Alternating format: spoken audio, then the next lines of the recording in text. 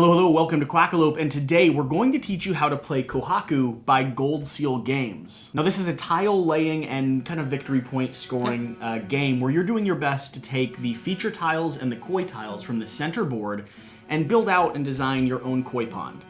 Scoring based on color, based on baby fish, based on the dragonflies and the frogs and the other features you have around kind of your tableau. It's a few things. There's a few different ways that you can pair things together, and we'll dive into every single one of those. This is one that we've had a fantastic time with, so much so that we have a gameplay video coming out on the channel alongside this video, so if you want to see how this game actually operates, swing over to that and watch me destroy Jan. No, not really. I'm the one that wins. Along with that, in the description down below, you're going to see a few other things. You're going to see my social media accounts where you can connect with us, ask questions, reach out if you have games that you want us to review. You're also going to see a list of all the different kind of topics or points throughout this video.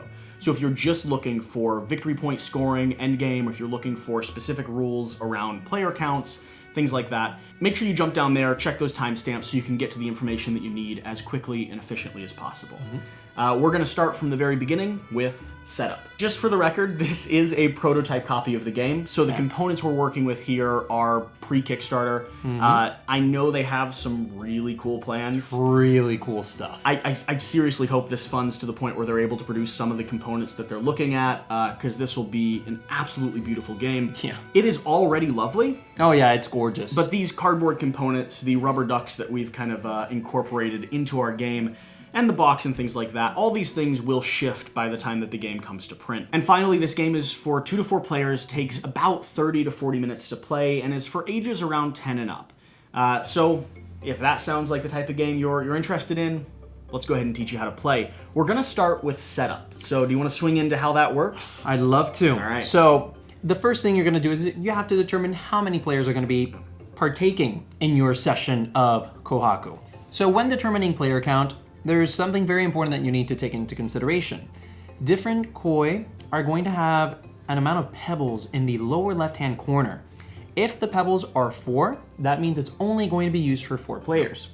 If the pebbles are 3, that's only going to be used for 3 players. In our case, we're playing a 2-player game, so we've already removed all of the 3 and 4 player count tiles, and we're ready to set up a 2-player game. Yep. And we'll go over setup for other player counts because it's very simple. So if you're playing 2 players, you're going to remove 7 tiles from the game. So you'll go ahead and you'll place these separate and you'll take them completely out and put them back into the game box. Now those 7 tiles you remove are going to be koi tiles specifically. All the feature tiles, which have the lily pad on the back, are going to stay in play. Yep. If you're playing with 3 or 4 players, you're only going to remove 5. Yep. And after that, you start seeding the board. And the reason that's important is because the game round will last until we've actually cycled through all of these koi tiles. And so that'll change up the scoring potential. You can't kind of figure out exactly how many koi or what type of koi are going to be in every single version of the game you're playing.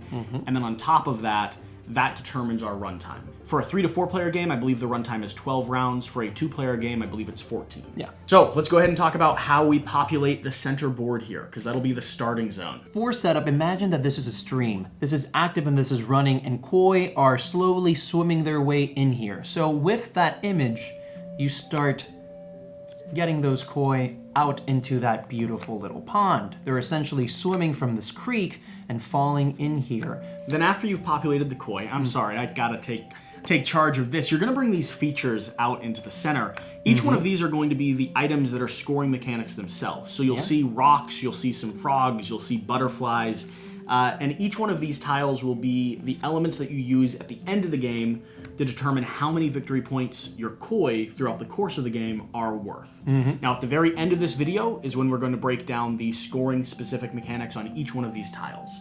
But before we get there, let's talk about how a round goes. So on your turn, you're going to choose 1 tile. So one of the most important things is that when you select that tile, you're going to also pick an orthogonal feature.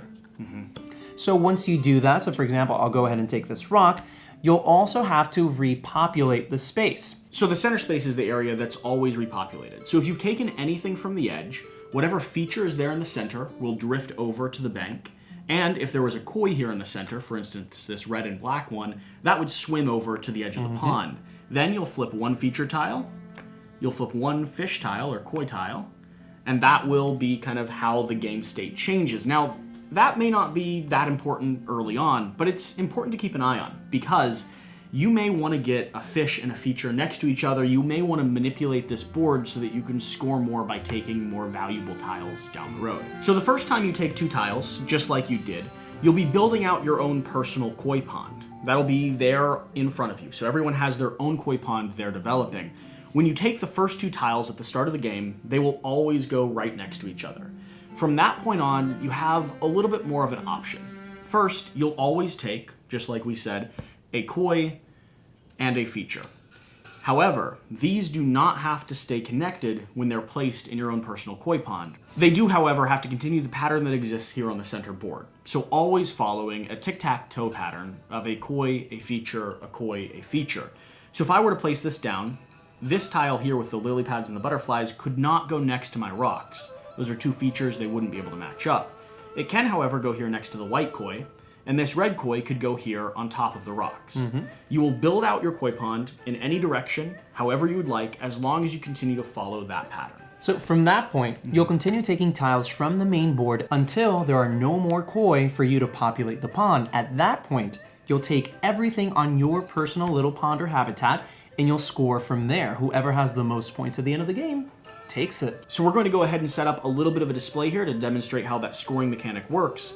And we'll walk you through how each one of these tiles and each one of the koi score accordingly. So at the point where you run out of koi that are able to be placed here on the center board, you're going to depopulate the center board and go ahead and flip it over.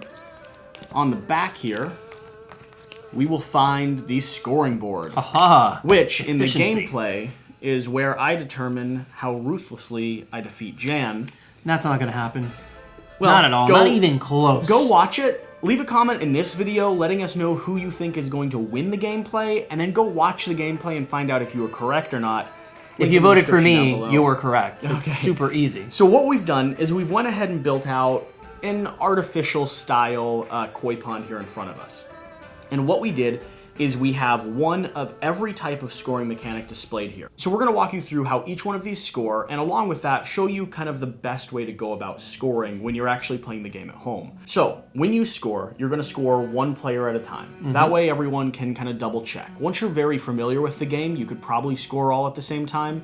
But at the beginning, because there's so much potential in terms of like layering victory points, you do want to pay attention to everyone's scoring mechanics throughout the course. There's going to be 8 total ways to score throughout the course of the game. So Jan, go ahead and walk us through how this koi pond that we've built out here would score, starting up here with the frog. The frog is going to be focused on the dragonflies that are around it. So for example, here we have 1, 2, 3, 4, 5, 6, 7, 8.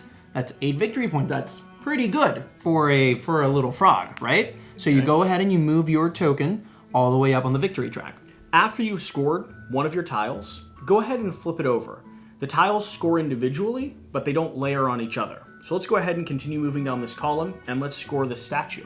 Yeah, so the statue is going to be super simple. For any fish that are around it, you're going to score in sequence that amount of points. So for example, in the statue, we're only going to score 3. Maybe in the future, when I play, we'll score more.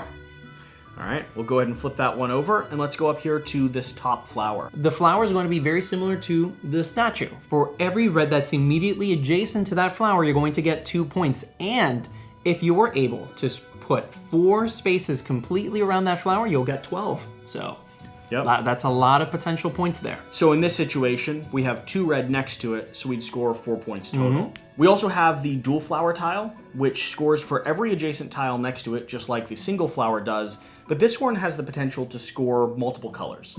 So the double flowers are actually some of the more versatile tiles that we have in the game, because instead of, for example, the single flower that only allows you to play a single color, they're actually going to let you do 2 colors. So for example here, for every white and black that's immediately adjacent to that tile, you're going to get 2 points. And for any fish that is both white and black, you're going to get 3 points. So again, a lot of potential there to score some great points. So in our pond specifically, we have kind of a nice mix here.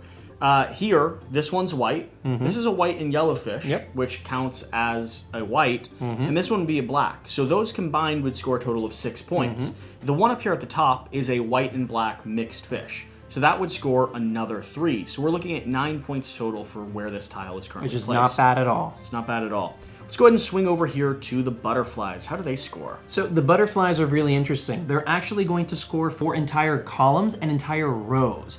And what we have here is a very small pond. You're going to end up with something much larger. So there's a lot of opportunities here to score. So for example, in what we have in front of us, we have 1, 2, yes, all the way over here, 3, 4, 5, 6, 7, 8.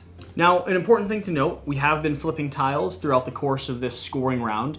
None of these tiles will affect a tile like this that scores across the board. It is only ever koi that end up scoring and tiles that have the victory point conditions. So, flipping this tile over won't affect the rest of the game state as you go on scoring. Let's go up here to these lovely little rocks. Now, these are some of my favorite because the description of how you score them literally says, it's a nice place to hide. And you'll score points for every small fish that are next to those really nice and homey rocks. So in this example, we have 1, 2, 3, 4, 5, 6, 7. Yeah. Coming down here to the turtle. The turtle is always gonna score 5. That's it. Doesn't matter where he is, doesn't matter who he's next to. Turtles are turtles, they do what they do. After that, you'll look through your pond and you'll determine one last thing. How many koi are single colors? So how many have that gold coin on the corner? Right now, we have 1, 2, 3 that are single colored koi. That'll be 3 more victory points at the end of the game.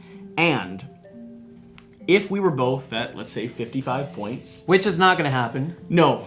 Because I'm gonna be much farther. Significantly farther ahead, and then I will be even farther than that. No. But if we were, let's say, both at 55 points, these would be the determining factor for who ends up breaking a tie.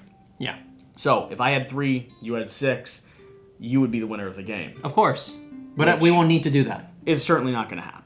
I'm Not something we need to worry about. And that's kind of the overview of how you play this game. It is very straightforward. We probably joked around a little bit more than we needed to in this clowns. how to play video. It's who we are. But we're excited to actually get to the gameplay of this game, and we decided to take a little bit of time to tell you exactly how it plays. Hopefully you've enjoyed this video. Hopefully it's been informative. If it has, please remember to like, comment, and subscribe. And swing over to check out both the Kickstarter page and our gameplay video where I decimate Jan. No, not at all. This is pre-recorded. Like at the end of the game, We've already he played actually the game. stops by and gazes at my pond because it is that beautiful. Jan left crying and he gave was me in a hug. awe. It was incredible. And one final note that you had me think of in that rulebook. When you get this game to the table, when you're done counting your koi ponds, make sure you flip all of your tiles back over. Get all your fish and tokens oriented in the right way. Take a nice little picture of the koi pond you built, because that's kind of what this game's all about. And send it up on social media, letting Gold Seal Games know what you thought, and that you learned how to play through our video. And trust us, when you have this final product in front of you, you're gonna want to take pictures of it. We both really like this game. Yeah. Whatever you do though, please remember to get out and play some games. We'll see you next time. Thank you.